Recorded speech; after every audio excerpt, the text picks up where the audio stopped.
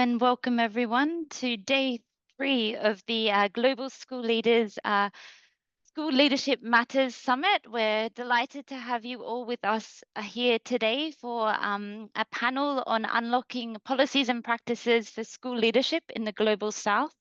My name is Kate Linkins. I work for UNESCO's Global Education Monitoring Report, and we're delighted to be coordinating with global school leaders on the summit, having recently released our global report on leadership in education last week. I've just got a couple of housekeeping updates to give you all before we hand over to our moderator today.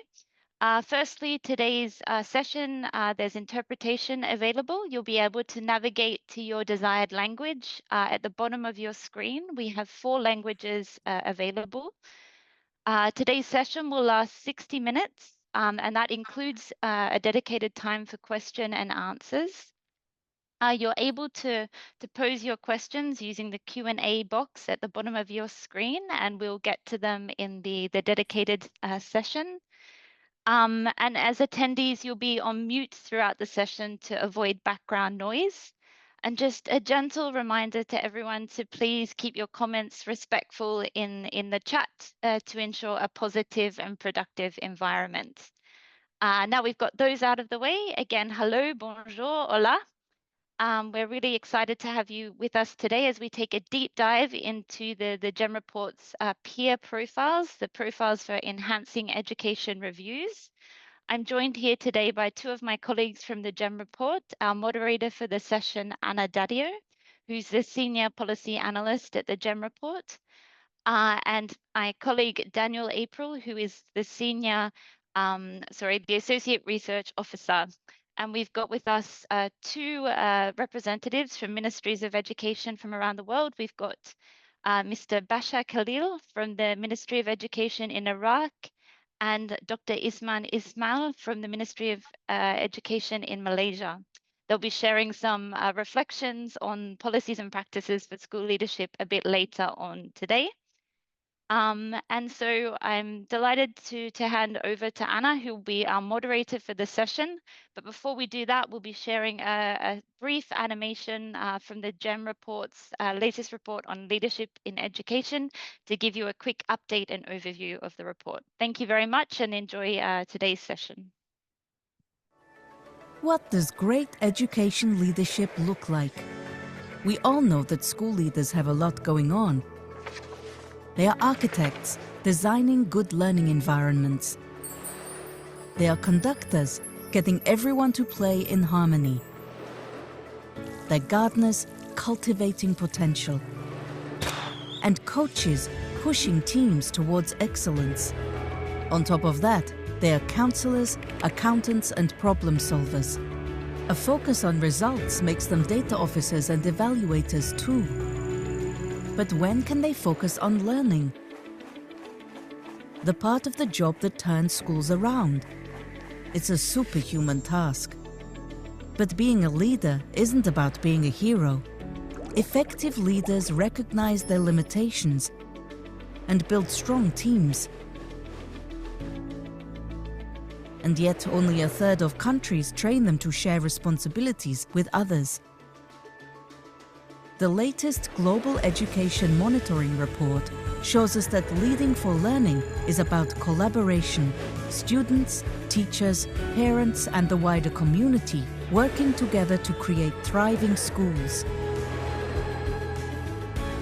Leadership is in education departments and ministries too.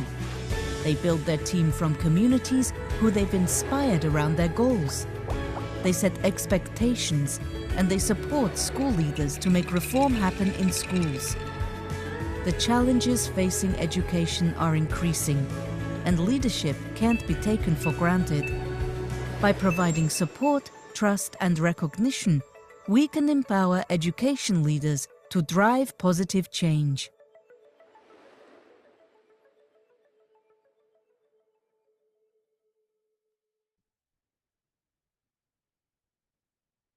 Thank you, Kate, and thanks, of course, to the Global School Leaders for co-organizing this wonderful school leadership summit. We are very excited to be here with you and to present um, some of the profile enhancing education reviews that will serve to unpack school leadership policies with a particular focus on the global south. So I will start with a presentation that I will share with my colleague Daniel April here, and that will be followed, as Kate was saying, by a panel with the representative of the Ministry of Education that have just been introduced. So Daniel, can you show the screen? Okay, thank you. So next slide. We have really been excited to present this work that is a companion resource for the Global Education Monitoring Report that, as Kate said, was launched in Fortaleza last week. The peer profiles have several aims. First of all, we aim with it to provide systematic and comprehensive descriptions of countries' education, legislation, and policies. The profiles do not focus on implementation. They are a companion resource of the global report because they accompany the theme of the report. As you can see here on your right, we have prepared country profiles on inclusion, on non-state actors, on technology, and the latest that we will present today on leadership. However, we have also prepared country profiles on other themes that are core to SDG 4, the Sustainable Development Goal 4 on education, financing for equity, climate change communication and education, and comprehensive sexuality education. And why we are doing that is because, as you know, the Global Education Monitoring Report has the official mandate to monitor progress on SDG 4 in the Agenda 2030 and progress on education in the other SDGs, but is also the mandate to monitor strategies at the national, regional level.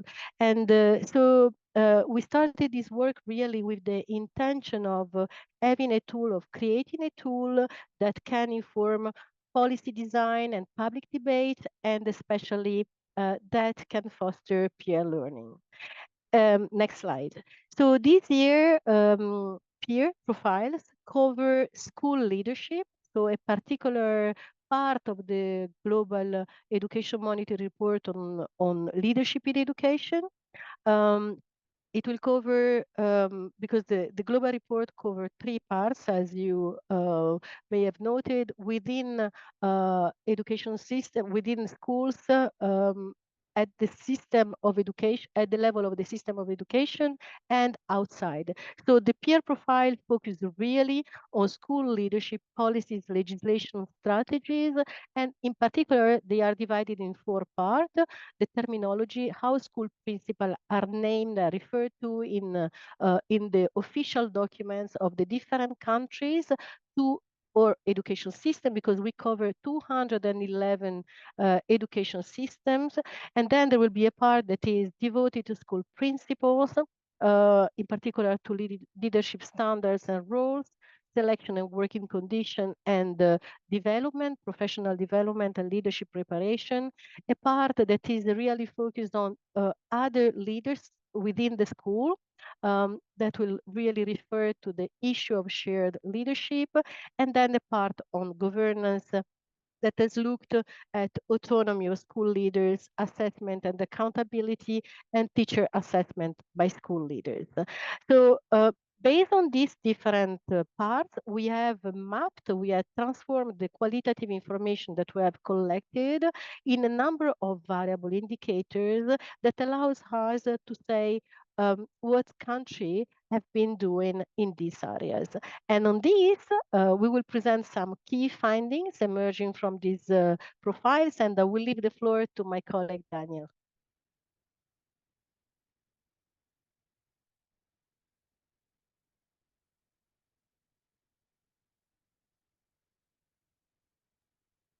Thank you, Anna.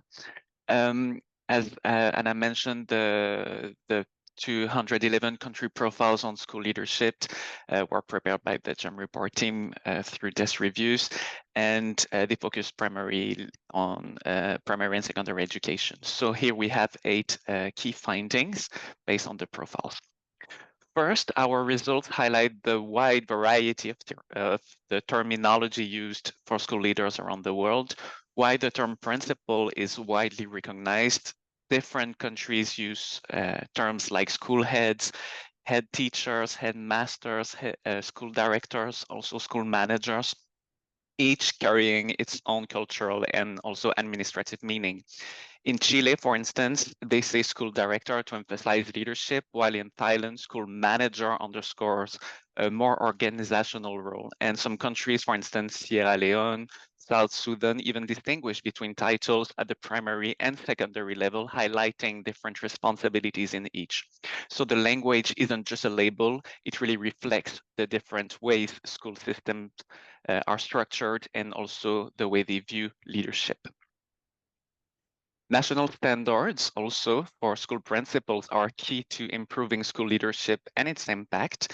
Nearly half of countries have these standards in a standalone document, and 79% include them in laws or policies.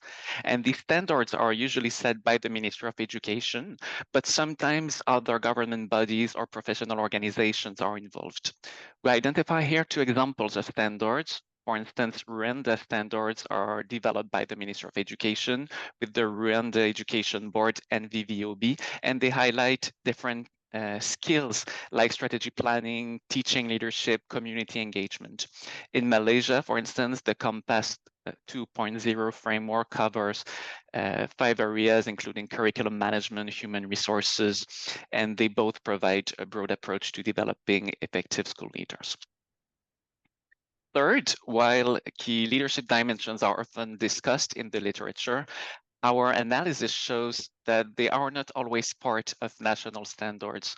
For instance, only about half of countries require principles to promote teacher collaboration. In countries like Zambia, for instance, collaboration is a key focus, with standards encouraging teachers not only to share resources, but also share experiences.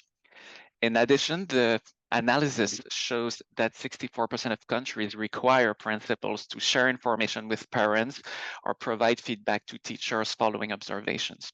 In Namibia, for instance, principals are expected in this regard to create a school development plan, which involves both teachers and parents. And Ghana, Kenya also stress the importance of building strong relationships with parents and the community, also reflecting the idea of shared responsibility. Fourth, in many countries, principals play a key role in teacher assessment, with 70% of countries that are responsible that define the role for school principals to evaluate teachers.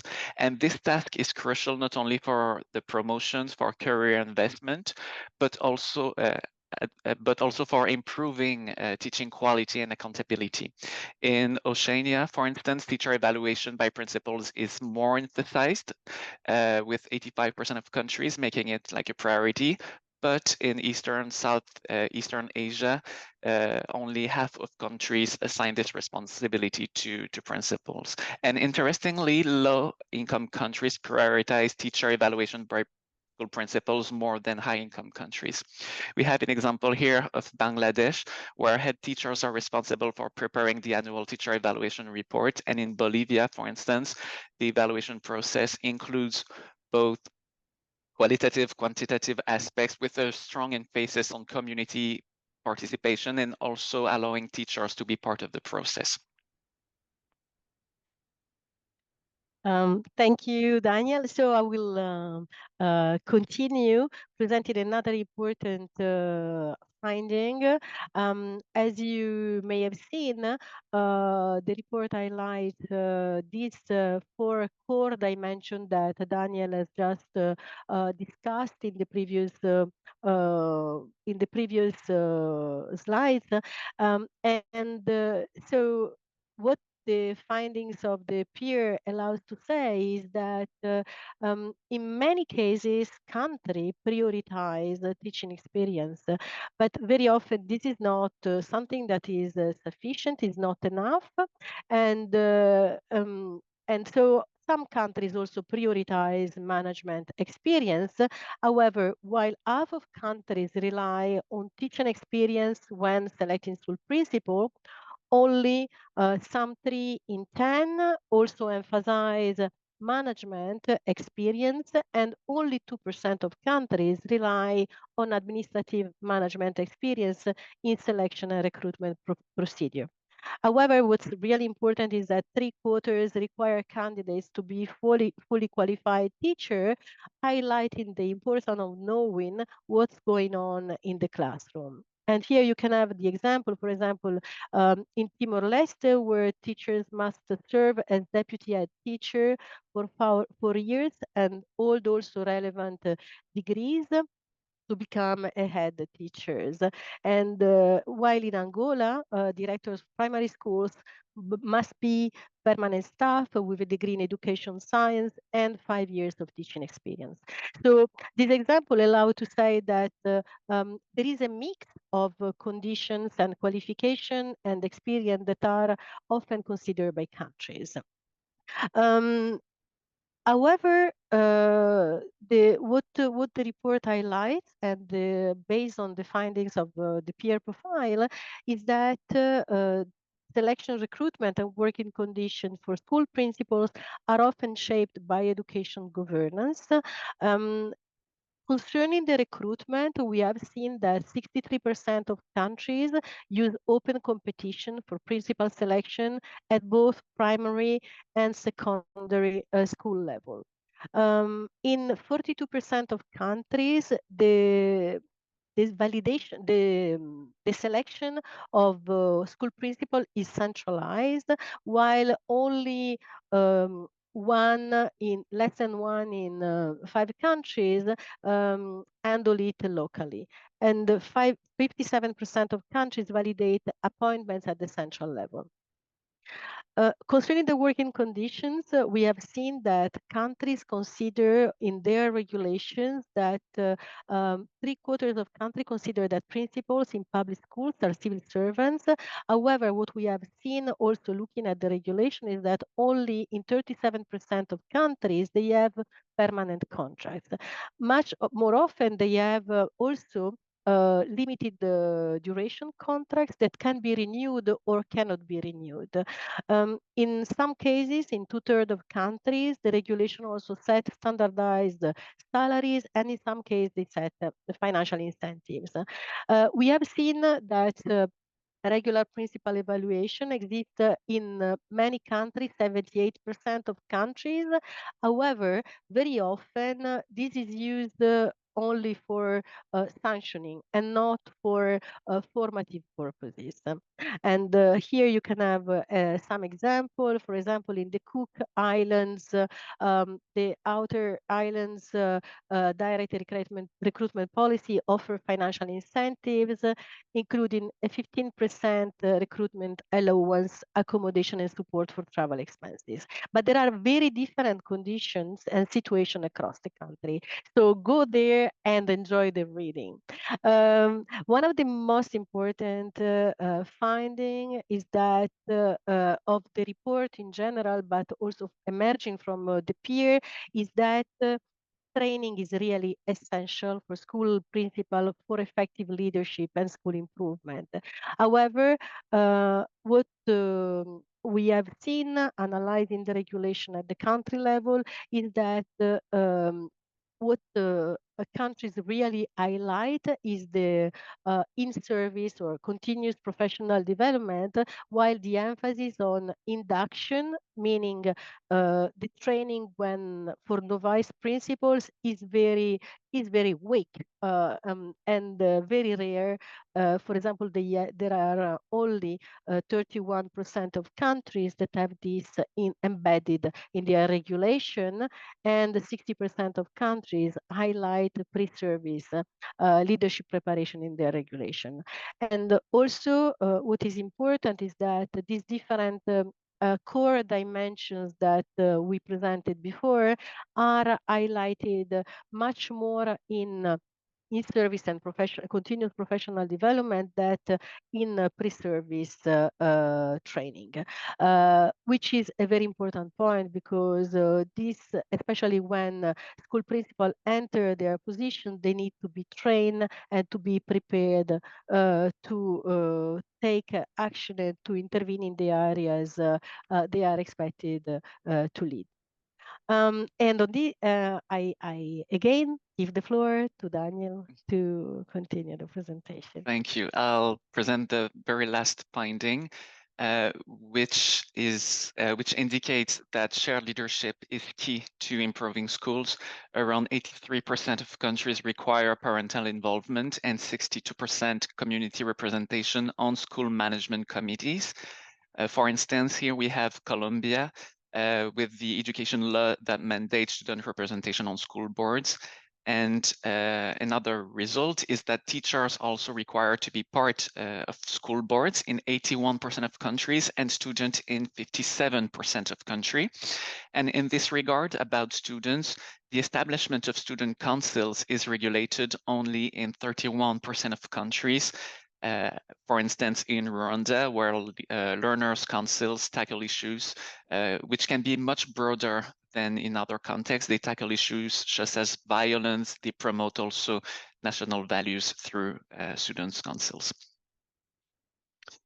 The GEM report 2024-25, which is based in part on the peer findings, highlights 3 key recommendations for improving school leadership more directly. First, leaders need the freedom to make some decisions in order to improve education. When principals are trusted, are given autonomy, the influence also grows in schools. Autonomy, however, needs to be paired with clear roles, adequate resources, and accountability. Second, it's important to select school leaders through open competitive recruitment, which is regulated in about 63% of countries for both primary and secondary schools. And also being a great teacher here doesn't always mean someone who will be a great principal. So selection criteria should also be broader. Principals need also proper preparation, as Anna was highlighting, training, support. However, the peer findings indicate that in many countries, there's still a lack of sufficient training programs. And finally, effective school leaders doesn't rely on school leadership, doesn't rely on only one person. It's about sharing leadership. So assistant principals, teachers, students, parents also, they all play a key role in building better schools. And this is key also considering that only around half of countries include shared leadership through the promotion of teacher collaboration in the principal standards, which remain the least emphasized area. So it's really a key dimension to improve. In conclusion, school leadership is key to improving education and giving better conditions for learning to improve. And by empowering school leaders, giving them the right tools and encouraging collaboration, we can strengthen our schools.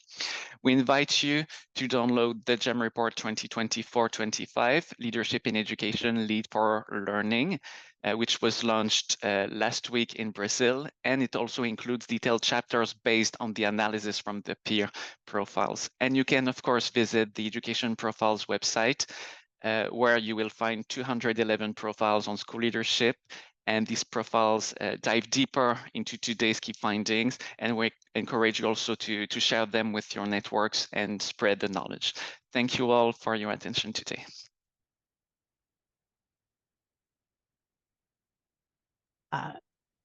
Thank you, Daniel, and so. May I just add that it would be really interesting if you could share your questions about the key findings also via the question and answers feature. Thank you. Yes. Thank you. The time is tight, but I'm very happy to be here with Dr. Basheer Khaleel, Senior Chief Researcher, Ministry of Education of Iraq, and Dr. Ihsan bin Ismail, Head of the Center of Development Technology, Ministry of Education of Malaysia. So during this time that we have together, I would like to ask to the panelists some questions that really reflect their experience in some of the topics that the report is highlighting. The first question that I will ask to Basheer is about really this key dimension of leadership that the GEM report, the Global Education Monitor Report 2024-25 has highlighted, that is fostering collaboration. That is a key dimension, but is not enough highlighted in training or in the preparation of the school leaders. So how are you fostering collaboration and ensuring effective leadership in your education system? Basheer, the floor is yours.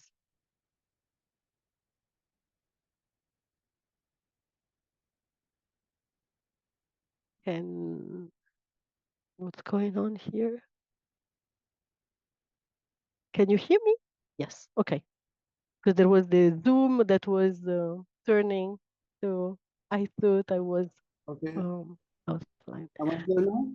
Sorry? Yeah. Yes. Hi, everyone. To address how collaboration and effective leadership are being frustrated within the education system in Iraq, it's important to consider the unique context and the challenges faced by the country, such as post-conflict rebuildings, regional disparities, resource limitations, and the need for educational reform. At the same time, the broader trend of fostering collaboration, leadership, and community involvement are critical in driving system improvement. Here is some we have made approach to your question. For fostering collaboration in Iraq education system, we should building a stronger network among education and administrators. Do I have time, or I have to be very quick in my answer? You have some more time. Okay. And promoting community engagement and stakeholder collaboration by engaging the parents and the local communities, partnership with NGOs, and extra. Cross regional conference and workshops to foster collaboration between different regions in Iraq. The Ministry of Education organized a conference and workshops where educator, administrator, and policymaker can come together to discuss common challenges, share strategies, and create unified goals for educational improvement. For ensure effective leadership in Iraq education system, by training future educational leaders and leadership in crisis situations. I'm going to be very fast and shortly because of the limited time. Collaboration with the international educational expert, international partnership with leadership training, accountability structure. The Ministry of Education in Iraq has been working to strengthen accountability system, ensuring that educational leaders are held responsible for the outcomes of their policies and actions. This includes tracking students' achievement, teachers' performance, and resource allocation. In general, in summary, the last, fostering collaboration and effective leadership in Iraq education system involves a many layered approach that include teachers and administrator development, community involvement, decentralized decision making, and partnership with international organizations by empowering local educators and leaders, and building system of collaboration and accountability. Iraq education system can continue to evolve and address the needs of its students and communities. Thank you very much. Thank you, Basheer. So I'm asking the same question to Dr. Ihsan bin Ismail. Maybe Dr. Ihsan bin Ismail, you want to link also this question on the fostering collaboration and ensuring effective leadership in your education system to the idea or the importance of shared leadership as a way important to improve schools and giving some elements for your countries, for your country. Thank you, Aina. First of all, I'm actually attached to Institute Aminuddin Baki under Ministry of Education Malaysia. This IAB is actually a training institute focusing on training our principals and headmasters in Malaysia. So let me share my slide about collaborative shared leadership. Yeah, shared leadership in education.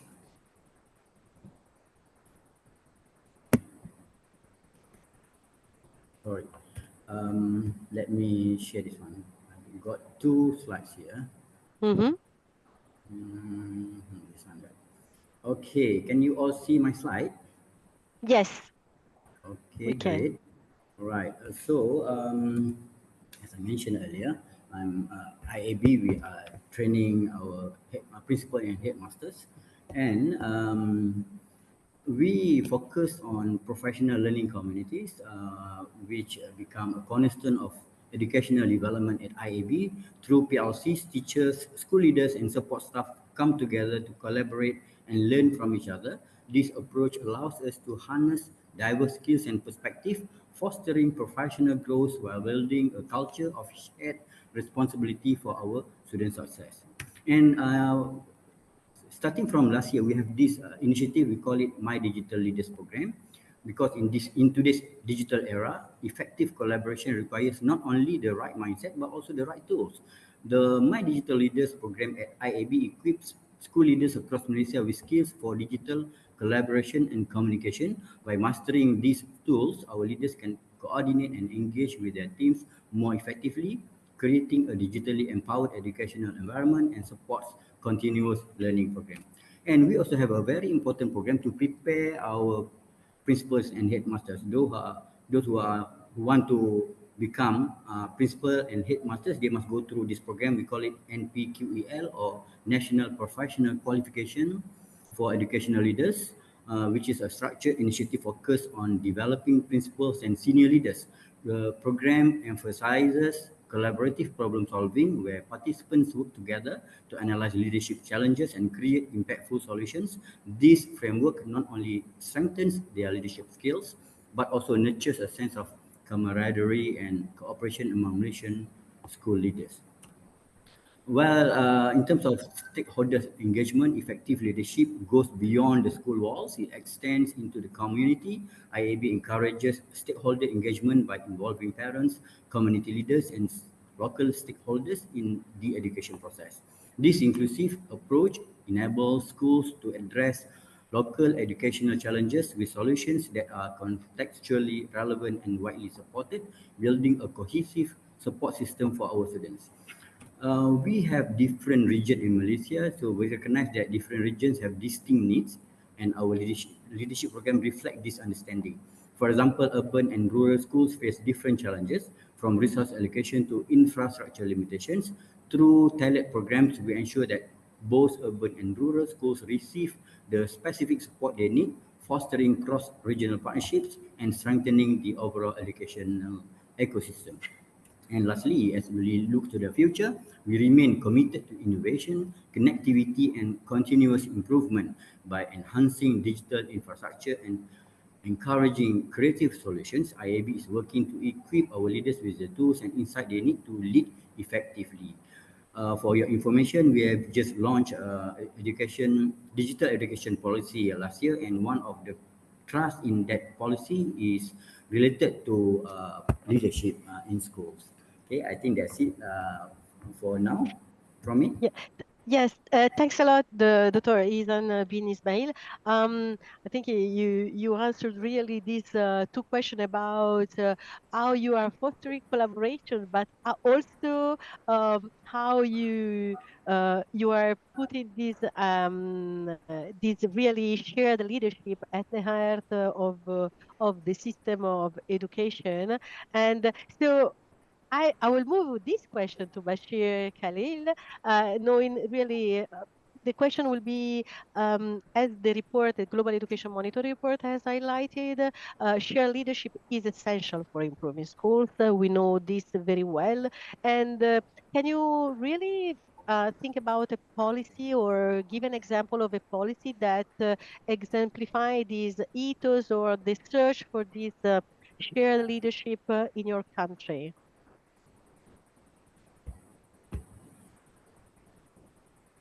You're on mute, Basheer. Yeah, thank you. Shared leadership is increasingly recognized as a key of strategy to improve educational outcomes, particularly given the complex challenges in the country faces in, as I said, rebuilding its education system after years of conflict and instability. One policy that exemplified that ethos of shared leadership is the school-based management, the SPM initiative, which is being implemented to decentralize decisions making and empower local school leaders, teachers, and communities, and managing educational quality and improving student outcomes. If you want me to tell you about this policy, SPM, and details, I can give you a hand. Not in details, but you can give some elements because we have a very little time. So, but it will be nice to know a little bit more. I can give you an extra minute. I'm Okay. generous. I will give you the last in general. The school-based management, the SPM policy in Iraq exemplified the essence of shared leadership by decentralized decisions making and empowering various stakeholders, including school leaders, teachers, parents, and local communities, to take responsibilities for improving educational outcomes. This collaborative approach is crucial in a country with diverse regional challenges, and it supports the development of more responsive, adaptive, and accountable education system. While challenges remain, particularly it's in terms of resources and capacity building, SPM offers a promising model for fostering shared leadership and improving the quality of education across Iraq. Thank you. Thank you, Basheer. And I have a last question for our panelists. So you have heard some of the key findings of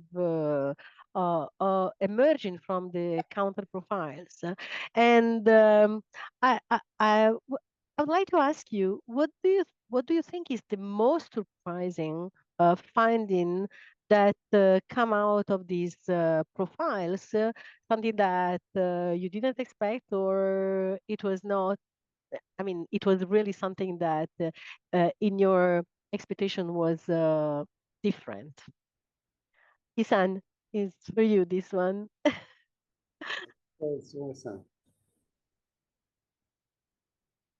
You're on mute. Okay, actually, from the report, the field findings reveal a fascinating variety of school leadership approaches across countries. However, Despite cultural differences, certain values emerge universally. Leaders worldwide emphasize distributed leadership, teacher empowerment, and community engagement, demonstrating a shared commitment to fostering inclusive, collaborative educational environment. So, on our side, we can say that they're not that surprising, because I think we are also having the same thing, that we are also facing the same situation. And we can identify three core values in global school leadership. They are shared leadership, teacher empowerment, and community engagement. Shared leadership encourages collective decision making, empowering all stakeholders to have a voice. Teacher empowerment gives educators the autonomy and resources to innovate, recognizing them as key drivers of change. And finally, community engagement involves parents, local businesses, and community organizations in school, creating a supportive ecosystem for student success. Thank you, Ihsan. And Basheer, what do you think is the most surprising or aligned finding emerging from the peer profiles, or something that can really guide the policy change or foster peer learning with other countries on similar issues? I think the most surprising is the following things. Resilience of local education communities. For example, in some regions in Iraq, even when physical infrastructure was damaged during periods of conflict, local communities and NGOs worked together to create makeshift learning environment and implemented mobile classroom. This grassroots level of collaboration is inspiring and shows how committed people are to education, even in the most challenging conditions. Second, positive impact of the positive impact of international partnership. And the third one, the empowerment of the female leadership. For example, despite culture and the historical challenges, Iraq has seen an increase in the number of women assuming leadership roles, such as school principals, district education officers, and even in the Ministry of Education level.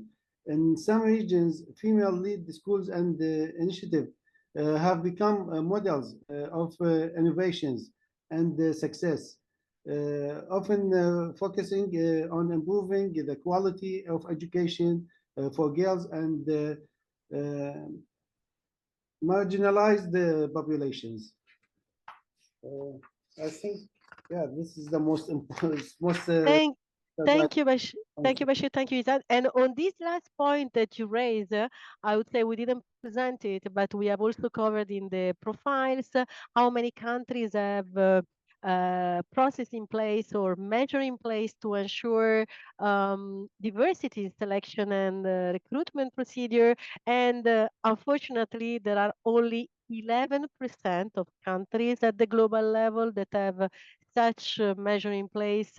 And so gender is a very important issue, and this allows me to make the transition because we are preparing a gender report in leadership in education for the next year. So all these issues will be analyzed. So before thanking you, of course, because we have not yet finished, we have a very nice session with a question with the audience. But before that, I would like to give the possibility to my colleague Daniel to answer the question that we received on on someone from the audience saying that curious about teacher evaluation expectation being lower in high income compared to others. Any additional insights why that is the case? And of course, also any insights from the panelists is very welcome on this question. So the question is really why expectation about teacher evaluation, in your opinion, tend to be lower in high-income countries compared to others? Daniel, if you want to start. Sure. Thank you, Anna. And again, please feel free to also jump in and add some additional thoughts on it.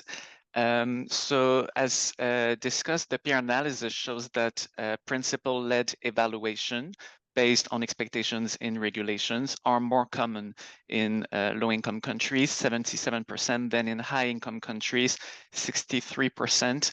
And globally, it is 70%, so it's in between. And hypothesis could be that it's due to different accountability needs and also resources. I'll explain a bit. In low-income countries, the lack of external evaluation agencies, for instance, may require principals to take on a more teacher evaluations role to ensure quality accountability. It's more like hands-on role here to meet local needs and help building schools capacity also, where external professional development also is limited, for instance. And in high-income countries, there are often more support systems to share help with evaluations, which can rely also on other types of assessment. Some examples were mentioned in your answers. For instance, Ismail in Malaysia mentioned the professional learning communities, which is first used as way for professional development more than assessment, but this can be a way to look at the different needs on a daily basis, but also other forms of assessment, such as 360-degree assessment, and also other types of resources that are in high-income countries and schools, reducing principals' workload, maybe allowing also them to focus on other strategic tasks.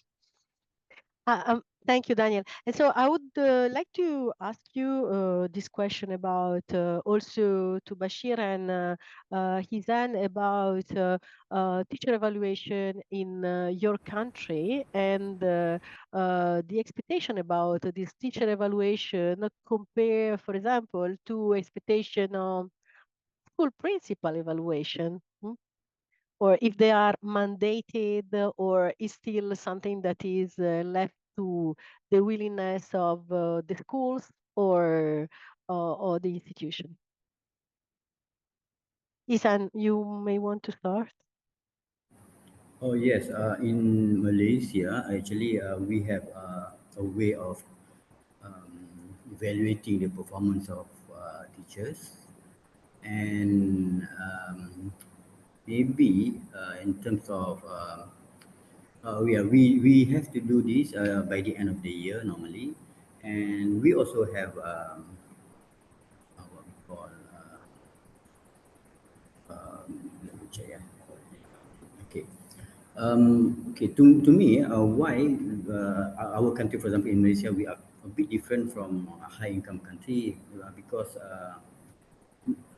actually we also do have that kind of element that is established professional autonomy, where high-income countries often emphasize teacher autonomy and professionalism. Teachers in this context may have higher levels of training, ongoing development opportunities, and professional standards, which reduce the perceived need for frequent formal evaluations. Instead, evaluation tends to be formative, focusing on professional growth rather than summative performance assessment. So what I can say that in Malaysia, we are in between. We are trying to go to that level, but we are not there yet. Thank you, Ihsan.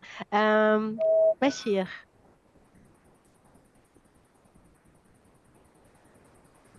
you are mute.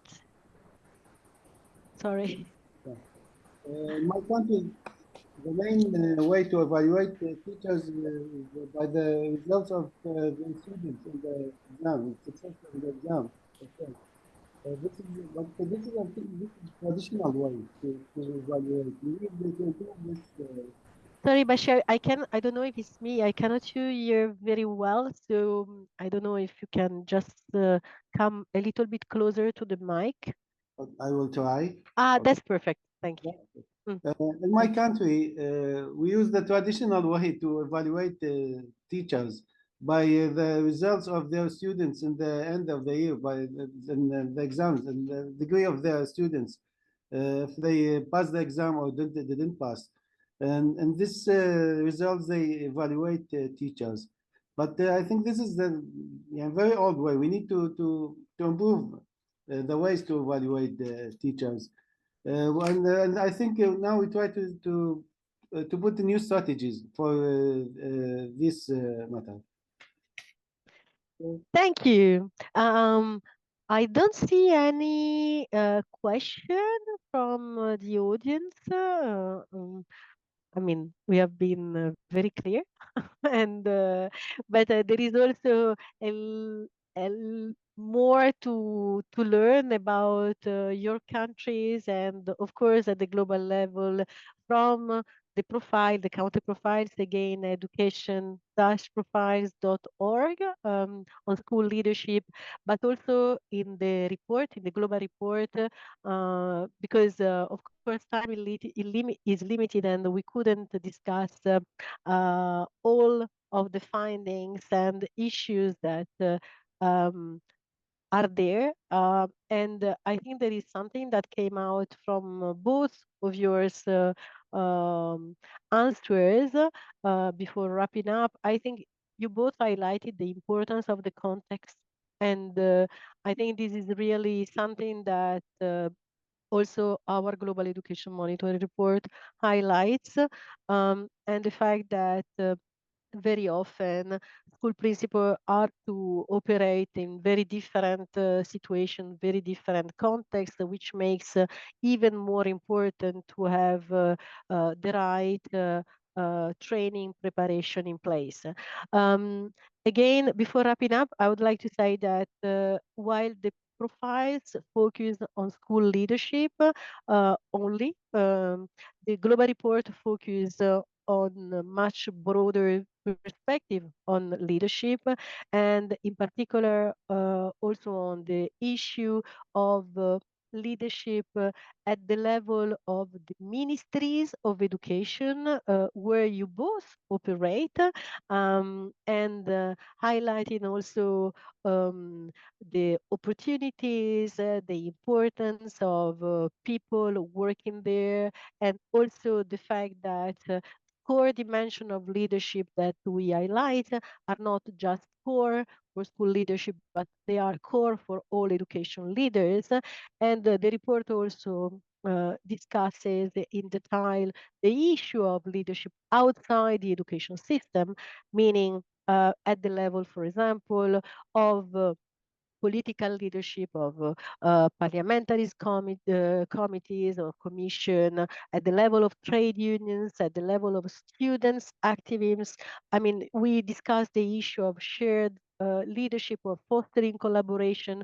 We know that inside the schools, there are bodies or instances that are very important to steer leadership, where community, another important word that you both highlighted, stakeholder engagement with the community, with the NGOs, with the parents, and so all these instances allow to say that, as the report, the GRAM report on leadership says, we don't need another hero. The school leaders do not operate in silos. They operate and intervene with many other people that work with them to allow to reach their objectives. So I think now I can wrap up. I think I made already a little bit about that. It was really wonderful to have this discussion with you, to see. So, for example, Basheer, in your discussion, you highlighted the issue of context, the issue of stakeholder engagement, but also the important issues of resources. The fact that in some contexts you have limited resources, and so it may be different and difficult to reach some of these objectives. So again, the context are really very important, but it's also important to see that your country is also focusing on shared leadership, on fostering collaboration as a way to improve schools and more generally to improve education. And I would say for you, Ihsan, I mean, you highlighted you took a very, gave a very broad and at the same time detailed perspective on what are the policies that are in place in Malaysia. Sorry, Basheer, I forgot the SPM, but it's very important in the issue of shared leadership. So you highlighted these policies, and Ihsan, you took you not only you put on the spotlight the importance of shared leadership and fostering collaboration, but also the particular tool you are using is not just creating these ethos of collaboration by creating and fostering professional learning communities that are very important, not just for creating for purpose of training, but also to use one term that has been used, camaraderie, or the fact of being together and to find solution to some problem. The issue of digital, also the importance of doing this not just in person, but creating networks with also the use and fostering the use of technology and with digital tools, and also creating this putting in place in this national professional qualification framework that is very important as a way to determine the expectation for school leader, but also what are the needs in terms of training, and try to address that. So as you see, I mean, your both discussion aligns very well with the findings, and not just the findings of the country profiles, but I would say the recommendation of the GEM report, the Global Education Monitoring Report on leadership in education, highlighted the importance of shared leadership, fostering collaboration, and also putting the finger of the fact I would like to highlight that unfortunately, fostering collaboration is one of the dimensions that despite being key, is not enough highlighted in training program. So what you discussed, what you presented, gives hope, and is very interesting and nicely aligned with what we said. So thanks a lot to both of you. It has been a very insightful conversation, and once again, thanks again to all the audience from the different countries that were following us. Thank you a lot for the global school leaders for joining the GEM report, the Global Education Monitoring Report, for in preparing this session. And thanks to Kate, of course, for having done the introduction and many other things behind the scene. Thanks a lot. Thank you. Thank you. Thank you.